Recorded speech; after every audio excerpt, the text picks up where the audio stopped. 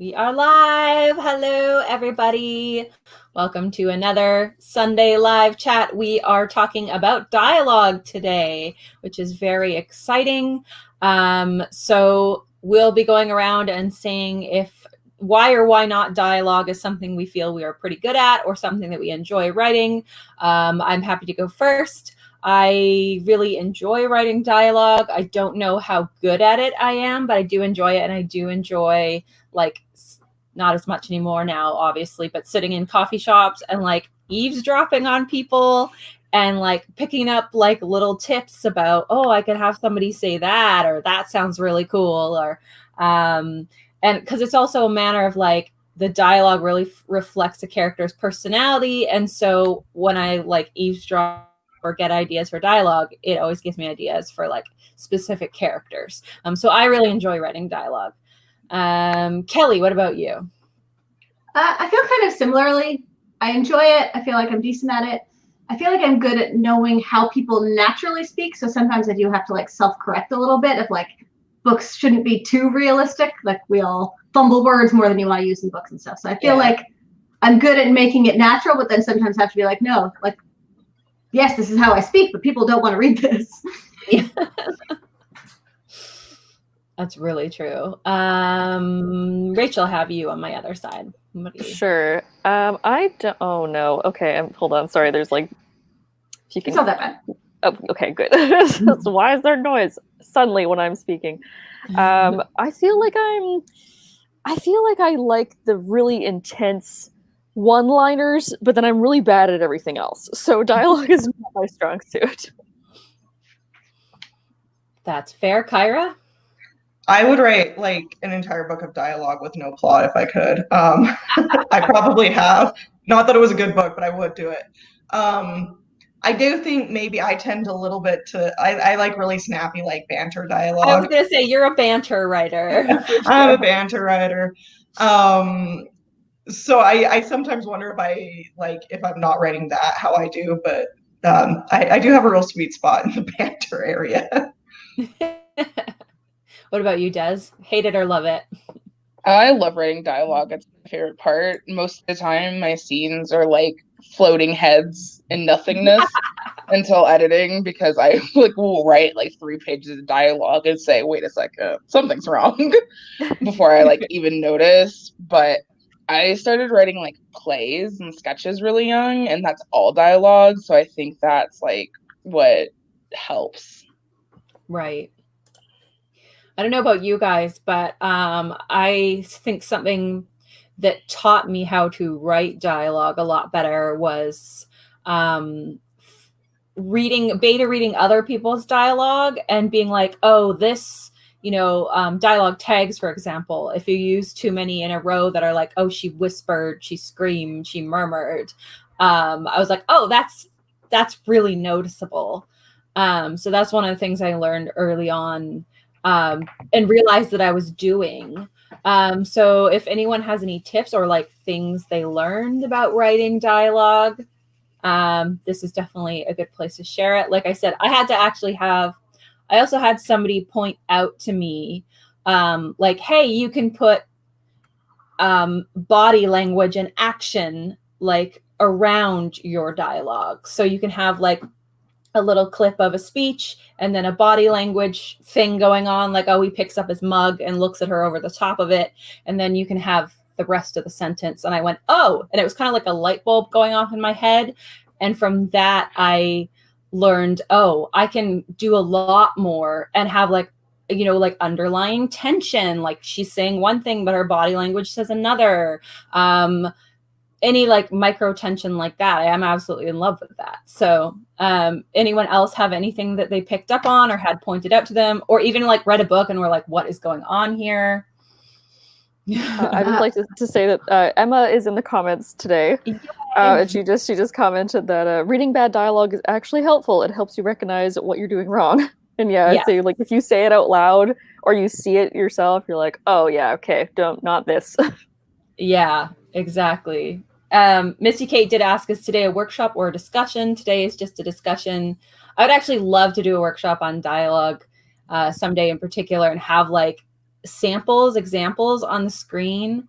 Yeah, we should do that someday. But yeah, it'd be cool to like read dialogue out loud to one another and see where it sounds awkward. Because that's the best advice I've seen, of like just reading it out loud. Because you do see just dialogue, you don't know why it doesn't sound right until you say it out loud, and you're like, oh, people don't really speak like that. Like, it looks like it should work. Like, the big one is characters always say each other's names way more than people say each other's names in real life.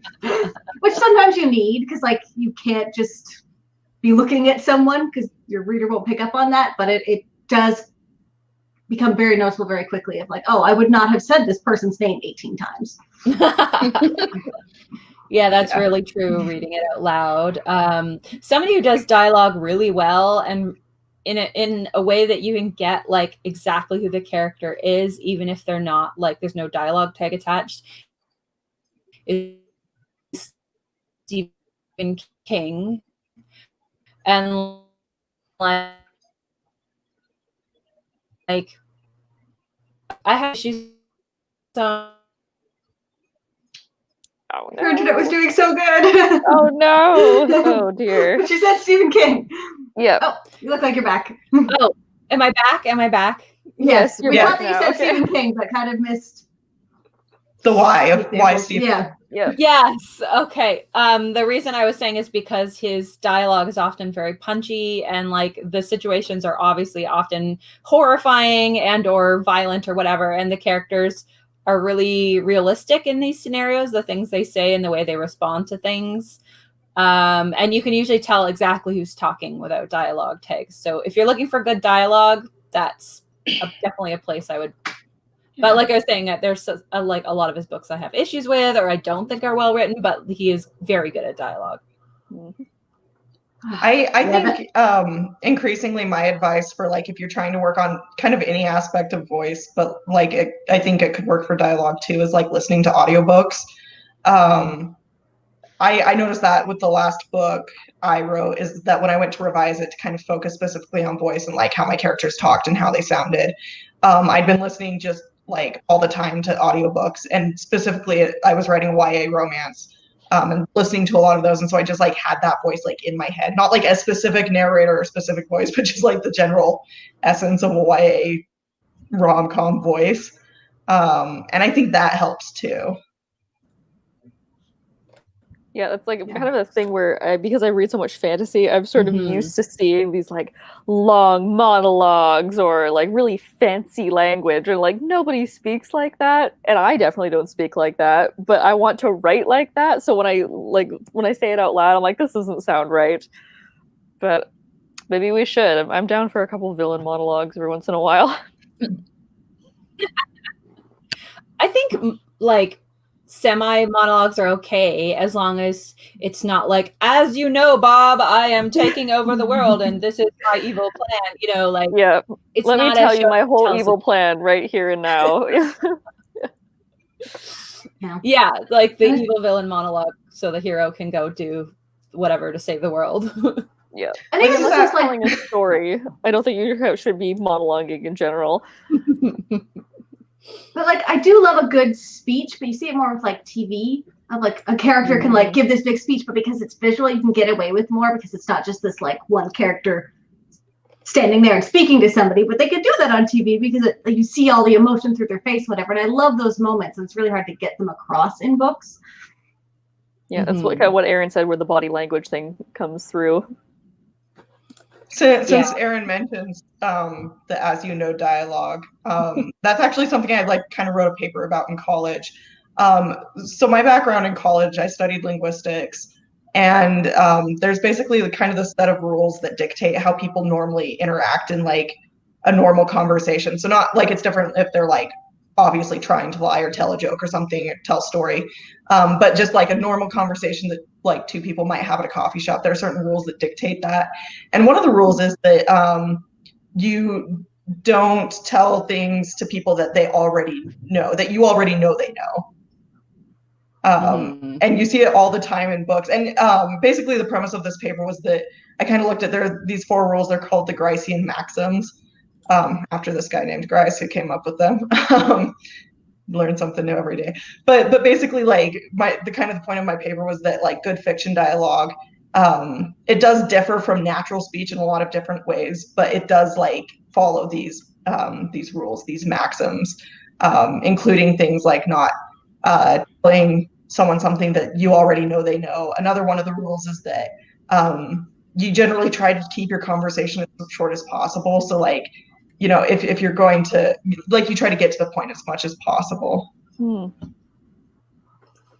I actually found a really interesting article from NY Book Editors, and there's 3 rules of dialogue. I don't know if I necessarily agree with all of them, but I think they're valuable.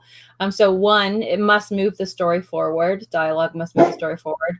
After each conversation or exchange, the reader should be 1 step closer to either the climax or the conclusion of the story. This is one where I'm like, for the most part, yes, but I don't think every single sentence has to move the story forward. And then 2 is it should reveal relevant information about the character. The right dialogue will give the reader insight into how the character feels and or what motivates him or her to act. And 3, it must help the reader understand the relationship between the characters. So I thought that was pretty good 3 general round tips. Although, like I said, I don't think every single conversation has to be like moving the plot forward, as long as it's telling you something about the relationship between the characters.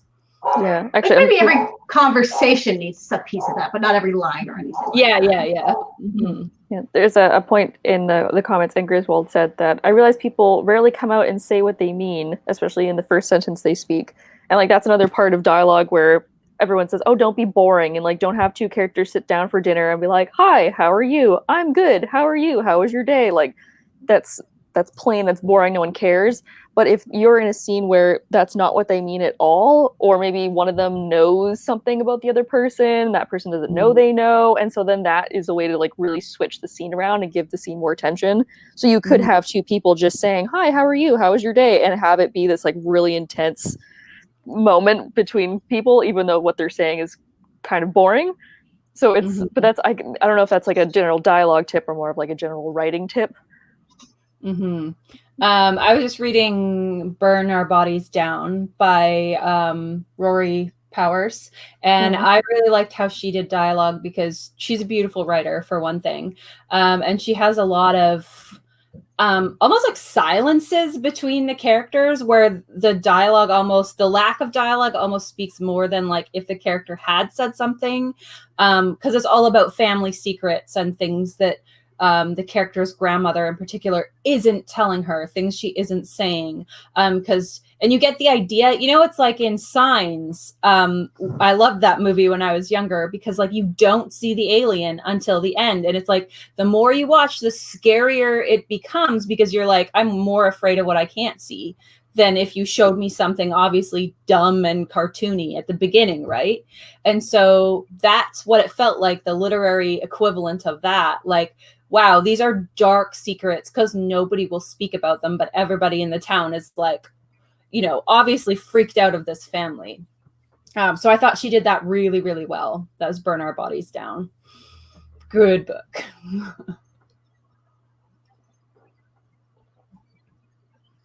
We have some comments.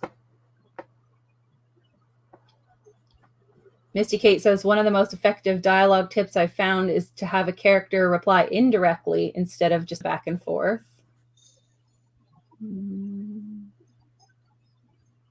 Sometimes I like it when fantasy dialogue is a little more natural and realistic, almost but not quite modern, which helps as an entry point into a fantastic world. I really like that about Gideon the Ninth, actually. Like it was like, and Gideon the Ninth is like, I'm always just going to use it as an example, but it was one of the best examples of like, oh, the character is really like irreverent and like not borderline, but rude, essentially. And you like really get a feel for her personality right away, right? She's making. I like those in general, of like where it doesn't, books that don't feel like they have to constrain themselves to what that genre sounded like 50 years ago, of like people talk like we talk now, and it makes it so much easier to actually enjoy the story, even if it's not set in our world. Like, yes, there's a balance of if you want to have kind of more fantasy vibes and whatnot, but still like talking like we talk, and like the cadence and kind of the words and the rhythm that we use, rather than just everyone sounding like what we think people in the like medieval times sounded like, kind of thing. It's nice. That was actually something I couldn't get into there's that new book out, Goddess in the Machine. It's like an orange cover, and there's a girl looking with her hair blowing in the wind on it. It was a sci-fi about a girl who is cryogenically frozen, and then she gets woken up like 2,000 years later instead of like 200 years later, and she's apparently like this goddess and on this like alien planet. And I couldn't get into it, and I was so sad because it sounded so cool. But the way that they, I do not remember the author's name, I apologize, but they did like a future speak, and it was just so distracting and so weird. And I know they were trying to do like an accent and like the ways that slang has changed, and so I was like, oh, okay, like that would actually be really cool and like a good commentary on that. But it was just so weird. I don't know, it didn't work for me, and I was very upset about it, whereas if I think that she had like toned it down just a little bit and just kind of maybe put in some smaller pieces of jargon, it would have eased that transition a little bit better. See, I fully understand that, because like in anytime there's even in a TV show or a book where there's like fake swear words, like it's like, oh, frocking heck, I'm like, no. Okay, except The Good Place. The Good Place made it great. But... Yes, yeah. The Good Place is funny though, right? That's the intention. Whereas like the fake swear words and other things are like trying to be like, look how sci-fi this is, and I'm like, no. Flux. And I'm like, no, we're also trying to like get away with swearing without swearing, because then you can't be on network TV, or you can't be in a middle grade book or something like that. Whereas The Good Place is like, that they're saying what they're saying, which made it so clever. Yeah, it's very funny. And the fact that she's being censored and is like, why can't I swear? It's hilarious. But like, I'm thinking of like, particularly like some YA teen books that were like, oh, frocking heck. And I was like, no. The Maze Runner comes to mind. Yeah. Yeah. No. That was Across the Universe. I remember the first time I read it, I was like, I don't know if I like this. No. One book that I thought did kind of future speak really well was Amy Kaufman and Megan Spooner. It's their second series, Undying. Is that the first one? Unearthed, that's the first one. And the sequel's Undying. And kind of what's cool, so that without going into too many spoilers, like they encounter this other race of aliens basically, and the aliens like speak English but not really. Like it's, you can tell it's kind of been warped. And so like the way that their accent is included like feels very sci-fi and very authentic to how like language might have been affected like in this situation in the book. It was really hard to explain without going into too many spoilers. That was a cool one, because it wasn't like they're just replacing the swear words, but it was like, and again, like kind of as a linguist, like oh yeah, that's like how language change would probably happen in some of these cases. And I think it can be done well if it's not gimmicky and people actually take the time to study what that evolution might be, or like someone like you with a linguistics background could probably do something very cool with that, where you still have to match it to the flow of what we're used to and what we're expecting, but you can also play with what it might become. Mm-hmm. That's actually a good thing to kind of look at. Also looking backwards. Oh. Sorry, I'm lagging again. We still love you. Head. You can go first. It's all good. Just saying, I think you can do anything well, regardless of how dumb it's going to sound. If like I try to do it, like if JK, no, not JK Rowling, if Tolkien decided to put a swear in Elvish somewhere, it would not sound stupid. I would not roll my eyes, because of the amount of work that man did in making up literally his own languages, right? So I think there's a difference between throwing in a fake, kind of frankly stupid sounding swear word and something you have done research and like fully fleshed out a world and then used it from the work that you've already done, right? So. Mm-hmm. Yeah. Well, I'm also kind of thinking backwards as well, because if you want to write a historical fiction, you can't just put in a bunch of thous and then like not put contractions anywhere. Like it doesn't work like that. Where I haven't seen that too often, thank goodness. It might also be because I don't read a lot of historical fiction, so there's that. but I'm like, it's not. I know you want to do it for effect, but I'm kind of like, you also can just talk pretty normally, especially with this audience. Like if you're writing a YA or you're writing a middle grade, you don't need to go hardcore Old English. Like, yeah, even thinking about it now, because I've read some adult historical fiction, and they don't use modern slang, but they weren't speaking remotely like people, like even like people imagine they would be speaking. Because I know we're all totally off base about how like English has actually evolved, but they were speaking in modern tones, but with older words, kind of thing, of not using anything that hadn't been invented yet, and that kind of stuff is definitely still important. But yeah, instead of like, yo, yeah, that'd be dope, just be like, I would find that agreeable. Yeah, exactly. Like Data. That's like historical fiction of like, my lady, we are going to go to the garden party now. You're like, lit. All right, let's go. I had a professor in college once who like was making a point about language change, and like I'm trying to remember what his specific example was, but it was something like noun phrases. So when you have two nouns in a row, like fire truck, and apparently those are like more common now than they used to be. And like, I only remember this in the context of this conversation because he specifically said, well, if any of you get in a time machine and go back to the 1800s, and they're going to be suspicious if you use too many noun phrases. And he had like a whole list of like grammar things that have changed that like none of us would ever think of. Like maybe if you're a linguist who studies language change, and that's not even what I do, so that's why I can't come up with a good example. But so like basically what Kelly was saying is like we don't actually have a good idea of how language has changed other than like knowing what slang not to use probably. Yeah, and I'm sure there are readers who want that kind of historical fiction, but if you're writing like popular historical fiction that is meant for a broader audience, like it really is toning your dialogue to who you're trying to reach with your book. Yeah.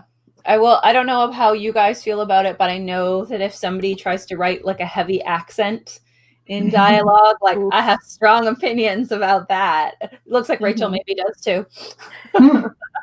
Yeah, it's just well, I see, like I love hearing accents, but reading accents is really difficult. I've only seen one book that did an accent well, and it was only because it was for like one scene, which was Name of the Wind by Patrick Rothfuss, because at one point the character has to like pretend to be somebody else, so he puts on an accent, but he wrote it in an accent.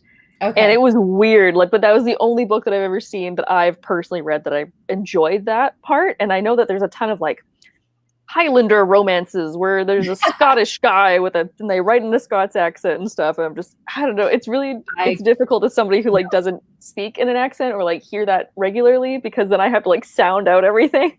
See, Nora Roberts does a series set in Ireland, and I thought that she did it really well because she's obviously very commercial, but she like not only described the setting really well, but like her Irishman that falls in love with the main character, like you can tell he's super, super Irish and that he's speaking in an Irish accent because of the like slang he uses and stuff, and the kind of like, I don't know, tone, intonation of his voice, basically. But there's no choppy dialogue. She doesn't like go in and actually put the accent in writing. You can just tell. And it's almost like effortless reading it, being like, okay, yes, I'm thinking everything that he's saying in an Irish accent in my head, but I don't need that spelled out for me on the page. One thing that's coming to mind, and I don't know why this stuck with me so much, but it did. In The Raven Boys by Maggie Stiefvater, there is a point where she's comparing Gansey's accent and Adam's accent, because Gansey has like this rich, rolling, old money, very highfalutin accent, and Adam has a little bit more of like a guttural Southern Virginia accent. And I remember at one point she wrote that Adam was trying to tell Blue that she was pretty, but she wrote it as, I think, like, you know, Adam said, "You're really pretty," but then she said, and his Henrietta accent made it sound like pretty, and she wrote out PRIDDY. And just in that moment, it was like, I heard him. Like, I completely hear it. And she didn't say like anything else for the rest of the conversation, but like that one thing, I was like, oh, now I know how he sounds. It's kind of like a fine spice. A little goes a long way. Like you can flavor your book with it, but you don't need to write, like, especially if a character is going to be on the page a lot, like you don't need to write out every time. Like if she spelled out pretty Pridy every single time he said that word, like that would be overkill. But like just that's the spice, just a little dash of it. Yeah. Yeah. I think that's like one of the first times that they talked, where they had like a long conversation. So I was like, oh great, like put it in now and be like, this is what they sound like, and then just leave it alone. Mhm. Well, and the reader really, if they know a character has a particular accent, like they'll do a lot of that, putting that in without the author having to do that much. Mhm. I know that other authors have done it as well, like describing it in the narrative too. Not even necessarily like another character observation, but saying how his vowels stretch out long, like slow and syrupy or so. I don't know, nothing that terrible, but you know what I mean. So like it's described when they're describing the character as, oh, he has a drawl, and then going forward, you know that you don't need it explained over and over. You know, I'm just like reading through the Harry Potter because I'm like, I swear she writes Hagrid with an accent. I think, but I can't find it now, of course. Maybe because he's in Azkaban the whole time. I picked the wrong one.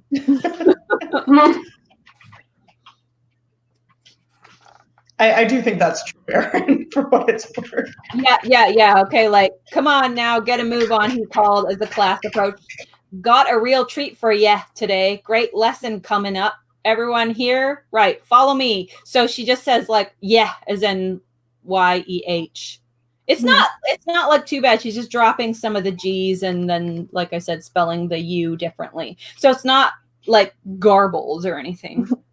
And like I said, there's always exceptions, and if you do it well, that's okay. Because like that never bothered me with Hagrid. Yeah, no, me neither. I know she also like breaks some of the rules in regards to like dialogue tags and stuff, because she does a lot of like said Ron, said Harry, and then she also describes Hermione said airily, like stuff like that happens a lot, but not enough for me. Like she sprinkled it enough to be not too noticeable, but then you'll get other people telling you don't do that at all. And I don't necessarily agree with that. I know I definitely put it in my middle grade more than I put it in my YA, which is a marked difference for me, I think. Well, it's also worth noting, and I'll say something that you already know, but it's still a little horrifying. That book's 20 years old. True. Right? Like, were those rules as rule-ish back then? I don't know. I wasn't reading that much back then, but And that might at least not reading it in a way that I was thinking about how dialogue should be. Because a lot of people have always like, I don't know, gotten persnickety about it, but said it's not actually that well written a book. Of like, there's things like that I'm sure other people are like, oh, this is awful, but a lot of people also just love the story and weren't absorbing those little things because they didn't bother you. Yeah. Emma in the comments says reading Hagrid's accent annoyed me. All right, we have one vote against Hagrid's accent.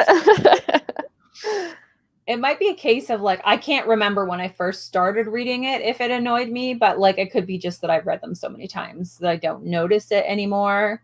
And like very much, I'll say, like having watched the movie so many times, reading Harry Potter is a different experience because I'm like, all of them, like Hermione's Emma Watson now. Like, they look and sound like that. Yeah, exactly. Yeah. So that's a bit of a different reading experience. I do wonder how much of those like more hard and fast rules about like dialogue tags and like not having so-and-so murmured or so-and-so said angrily is more like the literary people being picky than like commercial fiction, you know what I mean? Because I've never had an editor be like, Aaron, you have to strike out all of the dialogue tags, or you can't say she murmured, you can't say she said angrily. Like I've never had. But you're probably not like overusing them either. Like because I've definitely read stuff where like usually unpublished stuff where it's like every other line is a different, and it like the ones where you feel like they were using the thesaurus to come up with a different word for Well, that's what they tell you sometimes. Like I've had to like talk like, you know, like grade 10 English people down from like a ledge because they're like, I'm supposed to not use said, I'm supposed to use murmured, barked, screamed. And I'm like, no, your English teacher's lying to you. I'm sorry. Like I've had that conversation so many times. So I don't know if they're still telling people that in like high school English, but and there's so many different layers to that advice of like, don't use any dialogue tags, only use said, or don't use said too much. And like, and then I even get to the point where if I use any anything where I'm breaking any of those rules, I feel weird about it, even though I feel good about where I'm putting it. So it's just these different levels of learning dialogue of like, you learn what the rules are and then you learn how to break them. Yeah. It's all about what reads smoothly, essentially. Like, I think everyone's going to have their preferences. Like, my preference is body language, because I really, really love the scenes where, you know, like my characters are able to say one thing and do another. They're able to have like a underlying threat to the dialogue, you know, like tension or whatever. So those are my favorite things. So naturally I'm going to like put that in my dialogue more than anything else. So author preference too. Yeah. And for me, I think the variety of it is so important, of like, you can't just rely on one thing. You need to be able, because dialogue happens so much in every chapter that people are always talking, hopefully. So you really need all of the different tools in your arsenal in order to make it read smoothly and not be repeating the same, okay, now they're going to move, and now I'm going to use set, and now I'm going to use something that's not said, and now I'm going to try to do it without using anything. So you need as much variety as you can in order to make it flow naturally. I know there are some books where authors don't use dialogue tags at all, like for big passages, and I can't. I'm not that good, honestly. Like my character voice is just. There's no way I would be able to do that and never say who's saying a thing and make it feel confident that the reader would know what I'm trying to do here. Yeah, I'm even trying. Like, I'm just looking at my bookshelf right now, being like, what books do I know that I could like very specifically pick out the voice or like pick out the dialogue? And I'm like, there's only a couple, really. Like, you can't go on a page-long monologue and not tell me who it is. Yeah, but like I would like to think that, not necessarily in the past books I've written, but like going forward, I would want to make sure that every character I do has a unique enough voice that I could put a line in and you'd be able to tell. I don't know that I've necessarily achieved that in my past work, like I said, but like that would be the ultimate goal for me, is to everyone, because everybody has tics, right? Everybody has like sayings they use a lot. Everyone has like a way of speaking, a rhythm of speaking. This can be different than anybody else, right? So for your main characters though, but sometimes there are people who you don't get to establish that well, that like, so if the milkman who you see once, you manage to write him in a way that everyone knows is that milkman. It's very impressive, but I don't think that's going to be all that easily done. Maybe he curses a lot because he's unsatisfied with his milkman job. Maybe he has an accent. A really thick Scottish accent milkman. Okay, those are the tricky bits. I feel like if it's a conversation between like two of your main characters, that's easier. But the further you get down into that secondary, tertiary character thing, the harder it is to establish them well enough that they can say anything they want. People are just like, yeah. Yeah, I think you have to, like, but that's like a very specific voice kind of thing. It's like, oof. It can definitely be done, but it's hard. I think funny enough is because I will probably never do this again, but a place where I learned the most about writing dialogue that sounded different was trying to write a first person POV that switched. So like two different characters and both in first person. And I realized as I'm like writing it that I'm like, I need to have them be so different, like in the way that their internal monologue, obviously, but also the way that they speak to each other, because they're both girls. They're both saying, and sometimes even, you know, if it's not first person, it's she. I'm like, I need to have them sound really different. So that was, and you know, for the first time I went with the most obvious, where one character was more hesitant and the other one was more forward and had this like staccato, sharp, firm way of speaking, and the other one went and hemmed and hawed, not enough to be annoying, hopefully, but enough to be very different from the other girl who's always very sure of herself. So obviously they're not always going to be that much of a contrast with every character pairing, but that was a place that I kind of went, oh, I have to make sure they sound different. So that book never went anywhere, but I was like, I feel like it taught me a lot about dialogue, you know.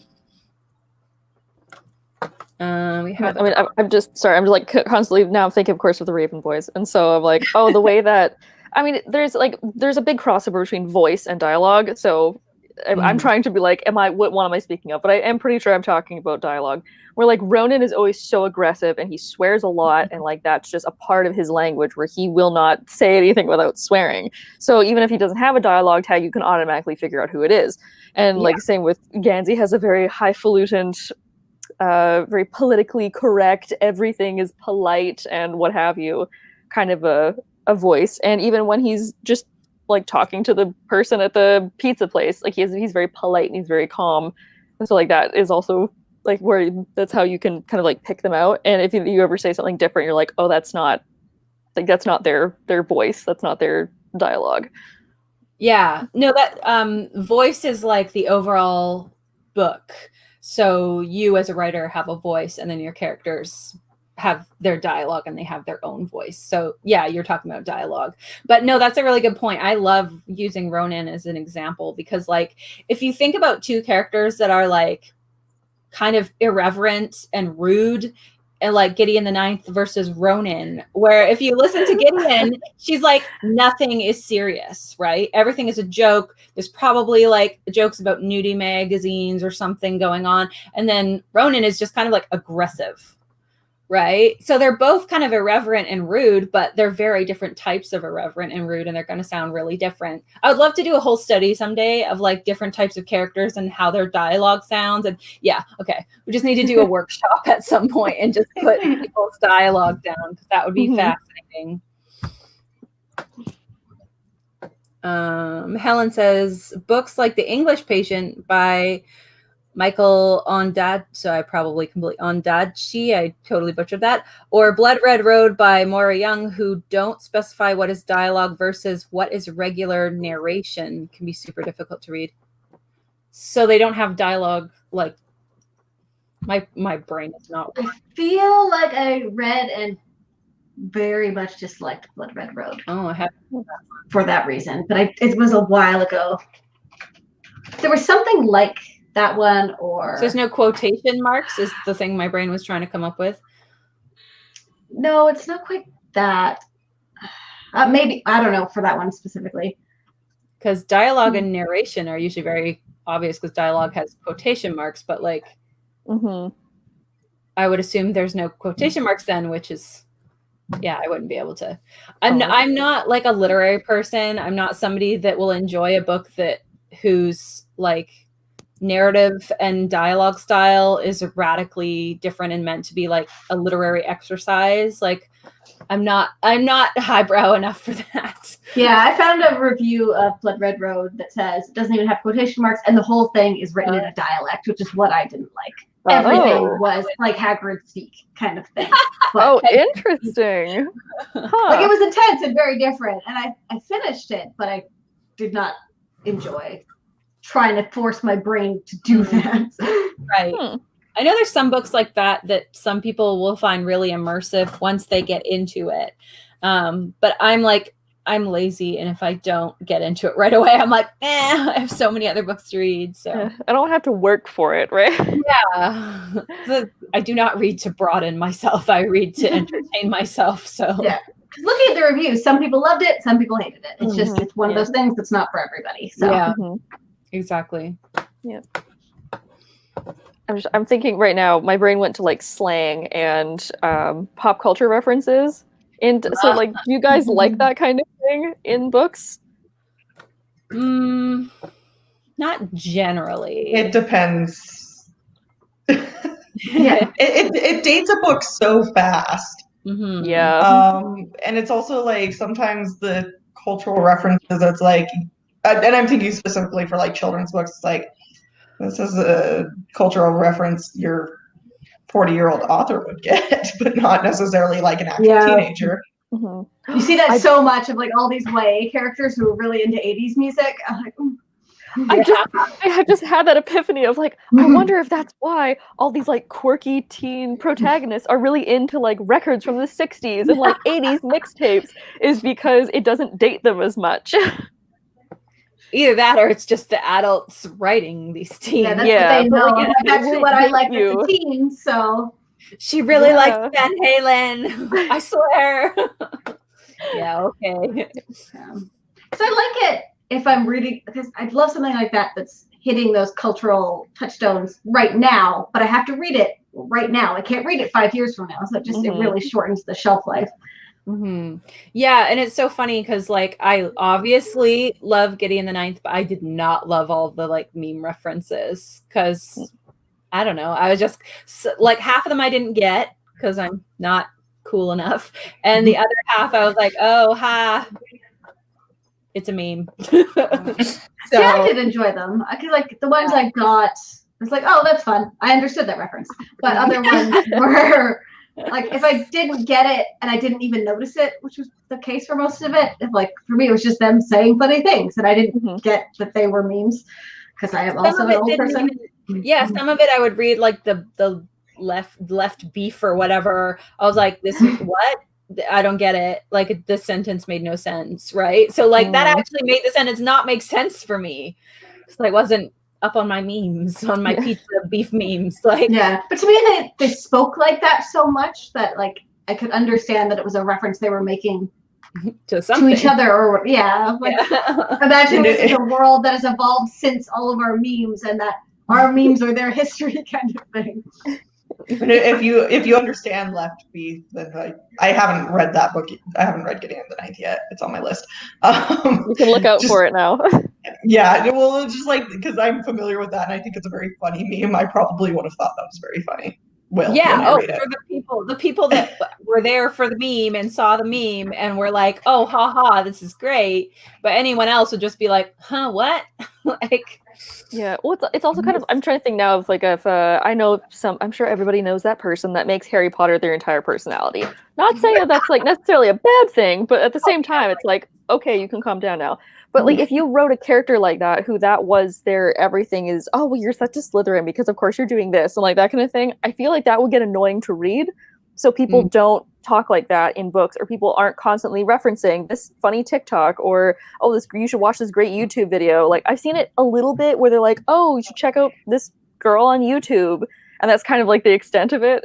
But I definitely have friends that are constantly like up on like the internet slang and like the internet jokes. But it is, yeah, kind of a way to date it. Or also if you had a character like that, I don't know if that would be good dialogue to read. Like, I don't know if people would be able to connect with somebody who did that on a page, at least. And in a lot of cases, there's a plot standing in the way from your characters being that realistic of like, if you're saving the world or doing something that feels very pressing, you don't have that much time for like TikTok. So having your characters stop to discuss these things they watched feels out of sync with all of these scenes that are supposed to be moving your story forward. Like even if it is something contemporary where your characters are totally doing that in their downtime, but it's not plot relevant. I have yet to read a book that references Vine though, so there's that. Yeah, I don't even think, except for like really contemporary books, maybe there would be some, Twitter references or something. But I have never put it in my books, and I never will. The closest I'll get is like referencing private messages or something, because that's on a number of platforms, right? My brain is going, oh, Facebook Messenger, but other people are like, oh, they DM'd them on Twitter or whatever. Like, it doesn't matter where that private message is located, just so they know this is what's happening, right? Like, I think you can get away with that. Yeah, I feel kind like of aside. Oh, go ahead. Oh, I'm just good. I know it is still like a contemporary thing even right now to be like, oh yeah, this person messaged me on Instagram. But when I read that, it just sounds dated to me, and I don't know why. So that's why I don't read a lot of contemporary, but I like the contemporaries that do just kind of say, oh yeah, they direct messaged me somewhere, or oh, this guy texted me or whatever, instead of being like, this person that I follow on Snapchat did this thing, because I don't know, it just sounds so strange to me to say or read out loud. And texting is kind of the way to go with that, I think, because what I was going to say is it took contemporary books like a decade longer than it should have to catch on to the fact that people were communicating that way. Of like everyone kind of ignored the fact that you could speak to someone on your phone without talking to them. And like, so authors were just kind of ignoring that texting was a thing. And it took a really long time for that to be like, oh, this is a thing our characters can do. It's like horror movies where people never use their phones. I was literally about to say, like, this whole thing could be like got over with if you would just call somebody and be like, help, there's a murderer, right? So you do have to account for that with your books as well too. Even in fantasy, in contemporary fantasy, at least your characters are going to have cell phones, and unless they're out in the middle of nowhere and they have no reception, if something's going on, they should be able to call or text someone. So if you leave that out, readers are going to be like, hello. And now we've moved even past that. Like, the video chatting has opened up a world of possibilities for just being able to have a conversation with another character without having to be there, because you can see their face and you can describe that all with holding your phone. That I felt like Kyra's book that she was talking about earlier, when I read it, we had a lot of those where the main character with video chatting and all of that. There's a lot of video chatting, and then there's, between every chapter, there's like these text conversations between the main character, the point of view character, and various other characters. That for me felt authentic. It's a very character driven book, and so that was a way to kind of further develop characters outside of the actual like on page dialogue. It was also a chance for me, because I said I would write a book that was all dialogue with no plot, to have like an entire page of like, this is dialogue and I don't have to do anything besides the dialogue. I was actually trying to think, as we were talking about that, because it is a YA contemporary, like what sort of cultural references I use. And I strayed very far from, like, anytime I had to do like a musician or anything, I like just made one up. I have like, like a made up streaming app. I could think of exactly one reference to like a real world pop culture thing. And that's, I mentioned the main character and her love interest are having a conversation about how he learned to play guitar, and she asked what the first song he learned to play was, and it like was Snow Patrol's Chasing Cars, because like I needed, like, he's very angry and I needed something that would, like, it kind of surprised her, like, really, that's the first one you learned? And I felt like I needed that to be like a real thing that people would like recognize. But I think that's the didn't hurt it if you didn't understand the song. Like, it's not a throwaway thing that if you hadn't heard of that song, it wasn't gonna take away from the right. Well, it was kind of like, even as I was doing it, I was like, well, this song is like that was a song that was like when I was in high school, so it is dated, but I'm like, hopefully it's like a popular enough song that you may have heard it even if you weren't a teenager during the early 2000s. Well, you weren't also like, I learned the Taylor Swift hit #1 single from 2005 love song on the guitar for, like, you know. Well, and actually, I think the way I ended up deciding using it, because I don't play guitar, I like looked up like what are some like really easy songs to learn, and that was one of them. So it also kind of worked from that. But yeah, I very much stray away from like using actual pop references, and every single like made up pop reference, I have like a reference point for. So like, she's on a talk show that's very much like, in my head it was the Ellen DeGeneres show, but it was like I gave it the celebrity a different name. So I always have a point of reference. Which turned out to be really good timing. So yeah. So and whether or not like someone reads that and like says, oh, this is basically like the Ellen DeGeneres show, or whatever, it doesn't really matter, but I always have a reference point. And then actually just things not aging well with Ellen DeGeneres and stuff, that you see that come up all the time, of like all these, usually TV shows, because you see them in video clips of people referencing people that have since, now we know they did terrible things. And you're like, oh, I wish I hadn't mentioned this. Yeah, it's like getting a tattoo of something on you, and then the person does something horrible, or like, yeah, even referencing Harry Potter now, I'll just be like, let's just avoid that. Like, or making it J.K. Rowling, like, I want to be just like J.K. Rowling someday, like if the character's a writer or something, like maybe not. So yeah, some things don't age really well. So so I just need Snow Patrol. As far as I know, they're unproblematic. I just need them to stay that way. The song is still pretty iconic on its own. Yeah. I mean, it's the Grey's Anatomy song, so. Oh, is it? I've never watched. Like, great. That lends credibility to my, like, this is iconic enough that it's not weird this high schooler knows it, even though it was like early 2000s. Yeah, and just swap it out for Stairway to Heaven, if not, though. Yeah. Wonderwall, just. That is the song people learn on the guitar. So yeah. I hate that song. That's why I didn't use that one. Which one? Wonderwall. Okay. I was like, you hate Stairway to Heaven? No. Do I hate Wall? Is that the one I hate? Yeah, I think it's not a strong hate. Wow. Anyway, that's enough on my music preferences. We're a little off topic, although I guess you could argue that like people's dialogue is going to be different in like messages and stuff. Do you guys remember there was a book, I won't name it, but it was a book that was a YA book and it came out like years ago, maybe 10 or so years ago, and it was like all text message chats back and forth with the characters, and it had all of the like emoticons, emojis, whatever. they were called emoticons then because they were. And like the BRB, I don't know, all of the internet slang or whatever. I can see the covers for them. Yeah, I know what you're talking about. And all I could think of is no. Never in a million years, thank you.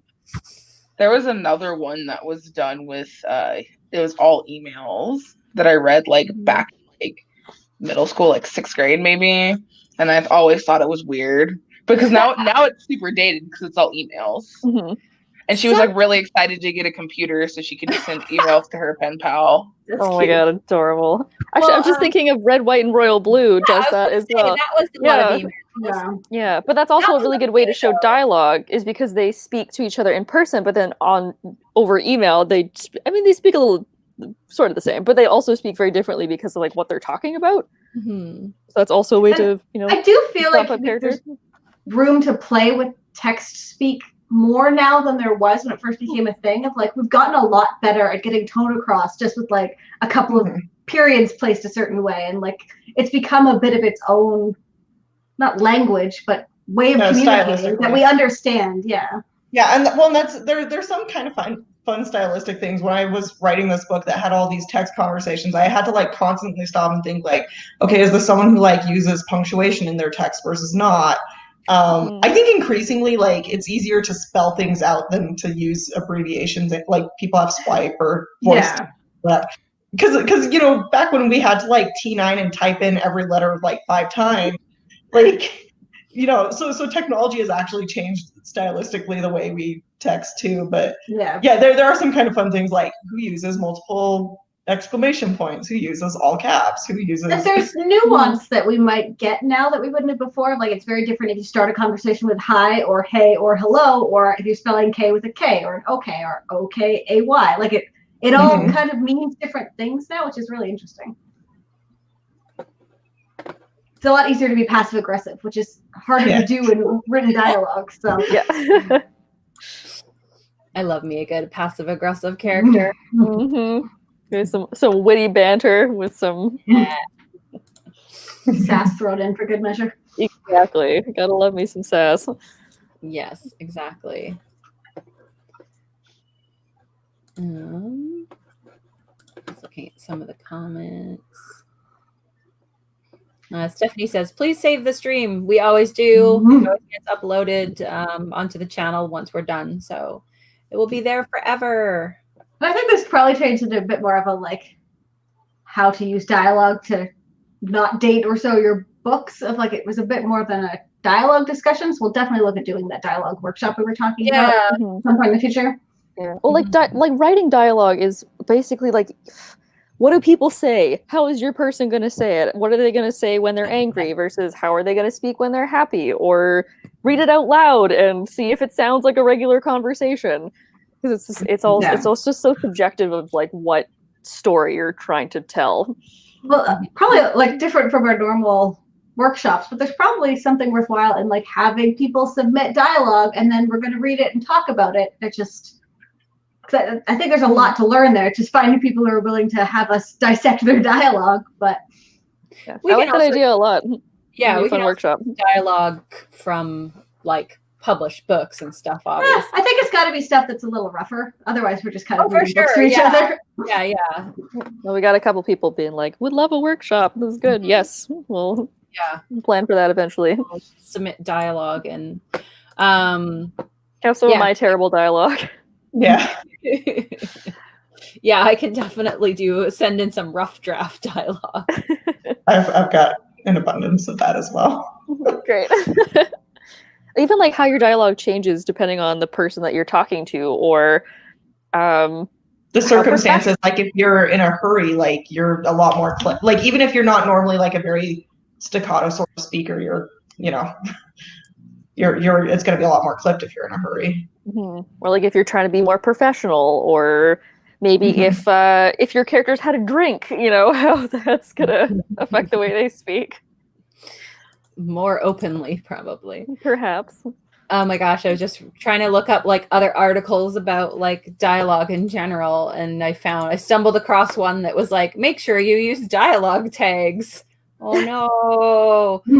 And they have example like he bellowed, he hollered. Oh God, no. They sniped. No. Please don't ever write God. she sniped. Please don't.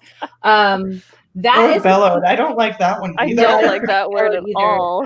Well, if you put like, and I've seen this a lot. Word. I've seen it's like moist. No. I've seen this a lot with like when I'm beta reading for new writers. And if anything like screamed, yelled, bellowed, sometimes growled, depending on like instantly ratcheted things up from like 2 to 10, and you get the melodramatic feeling, right? You're like, why is she suddenly screaming? Yeah, that's in most of the cases when I've been beta reading and someone uses yelled, it's like, why is some suddenly yelling? Like maybe they meant to just raise their voice, but if you're saying yelled, these characters are yelling for me, and it's a lot. Yeah. I think it's like really easy to, instead of being like, oh, I need a different dialogue tag, and just said, and it depends on what one you take, because yelled or screamed or whatever, and it's like that takes it. Like that takes the scene so much higher. And you're like, whoa, what? Yeah. Well, that's such an easy place to use like a character, like an action where it's like his voice rose. I was like, oh, now we're getting the tone and we're using a beat. That's exactly what I was going, like if I was going to write that sentence and I wanted to convey that a character was starting to get mad, because no one usually goes from 0 to 10, it would be like his voice was starting to get louder, his voice is starting to rise. And then you've got the other characteristics of like maybe his face is flushing, maybe his fists are clenching. Like you should explain in ways that are, different than just like he yells, he screams, right? So yeah, that's Kyra exactly how I would write it as well. And not to say there aren't times like in my head I thought, well, like if I was writing someone standing on like the other side of a busy street and they're trying to talk to me, and then they yell, like that's fine. Or he yelled back like, what are you doing? Yeah, like anything like that, absolutely. But yeah, and then I also see a lot of dialogue where somebody is the dialogue tag is not technically a dialogue tag. Like you cannot cringe a line of dialogue. You cannot lose a line of dialogue. You can't like, you know what I mean? Like even sniped. I'm like, I'm not sure if you can snipe a line of dialogue. Maybe. I'm just like looking at a list. And Griswold has a question that we can round things off with for the evening. I'm always questioning if I have a good balance between narrative and dialogue. Do you have any tried and true guidelines you use? There are no rules. I mean, like there are rules, but like some books are gonna be more dialogue heavy than others, and that's fine. That's a non-answer, but I think it's kind of like, have you said everything that you need to say? I mean, one of the good things is like cutting out small talk, or cutting out if it's not serving a huge purpose, like getting to know the character or moving the plot forward. A lot of it can be cut. I know for me, I will have to go back and be like, oh, they don't need to discuss the weather here because like I was rough drafting and I just needed the characters to meet each other. So a lot of that gets cut. I think it probably depends too on genre. If you're doing like sci-fi or fantasy, like you don't want to have all of your world building in dialogue of like characters talking about the world.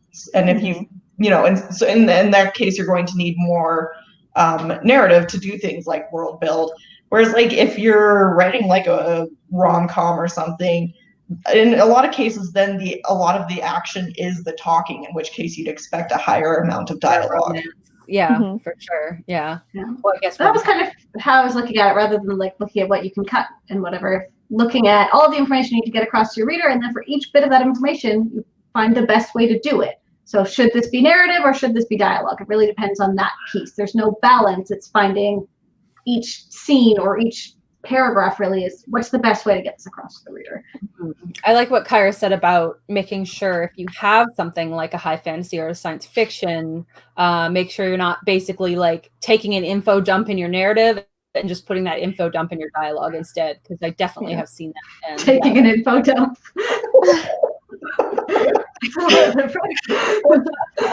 Making that way worse than it was originally.